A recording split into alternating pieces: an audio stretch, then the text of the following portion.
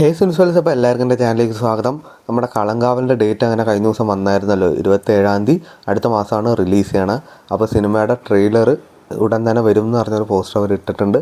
ഇനിയൊരു മാസമാണ് കൃത്യം ഉള്ളത് നമ്മുടെ കളങ്കാവിൽ റിലീസ് ചെയ്യാൻ. ട്രെയിലർ മിക്കവാറും ഈ മാസം ഇറങ്ങാൻ ചാൻസ് ഇല്ല, മിക്കവാറും നവംബർ മാസം ആദ്യ ആഴ്ചയിലും രണ്ടാമത്തെ ആഴ്ചയിലായിട്ടും റിലീസ് ചെയ്യാൻ പോണത്. എന്തായാലും നമുക്ക് ട്രെയിലറിന് വേണ്ടി വെയിറ്റ് ചെയ്യാം. അടുത്ത അപ്ഡേറ്റ് നമ്മുടെ ബാഹുബലിനെ പറ്റിയാണ്. ബാഹുബലി ദ എപ്പിക് എന്ന സിനിമയ്ക്ക് സർട്ടിഫിക്കറ്റ് ചെയ്തിരിക്കുന്ന UA സർട്ടിഫിക്കറ്റാണ്. സിനിമയുടെ ദൈർഘ്യം എന്ന് പറയുന്നത് 3 മണിക്കൂർ 45 മിനിറ്റാണ്. അപ്പോൾ അത്യാവശ്യം കുറേ ഉണ്ട്.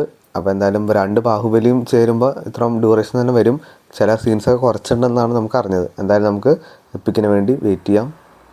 നമ്മുടെ അർജുൻ അശോകൻ്റെ തലവര എന്ന സിനിമ അങ്ങനെ ആമസോൺ പ്രൈമിലൂടെ നാളെ OTT റിലീസ് ചെയ്യുന്നതായിരിക്കും. അതായത് ഒക്ടോബർ 29-ാം തീയതി. അത്യാവശ്യം നല്ല പ്രതികരണം കിട്ടിയ ഒരു സിനിമയാണ് തലവര. അപ്പോൾ നിങ്ങൾ ഈ സിനിമയ്ക്ക് ആരെങ്കിലും കാണാൻ വേണ്ടി വെയിറ്റ് ചെയ്യേണ്ടത് ജസ്റ്റ് ഒന്ന് കമൻറ്റ് ചെയ്തേരെ.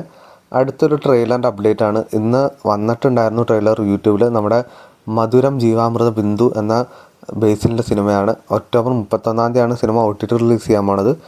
സിനിമയുടെ ട്രെയിലർ ഇപ്പോൾ യൂട്യൂബിൽ അവൈലബിൾ ആണ്. അടുത്ത നമ്മുടെ DSLയുടെ ഒരു അപ്ഡേറ്റ് ആണ്. സിനിമയുടെ ബുക്കിംഗ് തുടങ്ങാനുള്ള എല്ലാവരും കാത്തിരിക്കുകയാണ്.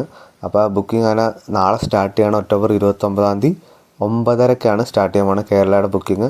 അപ്പോൾ സിനിമയുടെ സ്പെഷ്യൽ ഷോസ് ഓൾറെഡി ബുക്കിഡ് തുടങ്ങിയിട്ടുണ്ട്. അപ്പോൾ അത്യാവശ്യം നല്ലൊരു ബുക്കിംഗ് നടന്നിട്ടുണ്ടെന്നാണ് കേട്ടത്. അപ്പോൾ നിങ്ങൾ ഈ സിനിമയ്ക്ക് ബുക്ക് ചെയ്യാൻ താല്പര്യപ്പെടുന്നതാണ് ജസ്റ്റ് ഒന്ന് കമൻറ്റ് ചെയ്തേരെ. എന്തായാലും നമുക്ക് സിനിമയുടെ റിവ്യൂസ് എല്ലാത്തിനൊക്കെ കാത്തിരിക്കാം. നമ്മുടെ ബബ്ബയെ പറ്റിയാണ് ഇനി സംസാരിക്കാനുള്ളത്. സിനിമയുടെ സൈഡിൽ നിന്ന് ചെറിയൊരു സാഡ് ന്യൂസ് ഉണ്ട്. സിനിമ ഡിസംബർ 18-ാം തീയതിയാണ് റിലീസ് ചെയ്യണത്. അതിനിടയ്ക്ക് നമ്മുടെ ഗ്ലിംസ് ചെറുതായിട്ടൊന്ന് റിലീസായിരുന്നു. അത്യാവശ്യം നല്ലൊരു പ്രതികരണം കിട്ടി. പക്ഷേ മ്യൂസിക് പോരാന്ന് ആൾക്കാർ പറയണ്ടായിരുന്നു. അതേ പ്രമാണിച്ച് നമ്മുടെ ഷാൻ റഹ്മാനെ മാറ്റിയെന്നാണ് കേട്ടത്. അദ്ദേഹത്തിൻ്റെ ഇൻസ്റ്റാ പോസ്റ്ററൊക്കെ നമ്മുടെ എടുത്തു നോക്കിയാൽ ബബ്ബയെ പറ്റിയുള്ള പോസ്റ്ററൊക്കെ ഡിലീറ്റ് ചെയ്തിട്ടുണ്ട്. അപ്പോൾ എന്തായാലും അത് നല്ല കാര്യമാണോ എന്ന് ചോദിച്ചാൽ, കാരണം ഓൾറെഡി അവർ ഫിക്സ് ചെയ്ത ഒരാളായിരുന്നു, മാറ്റേണ്ട കാര്യമില്ലായിരുന്നു.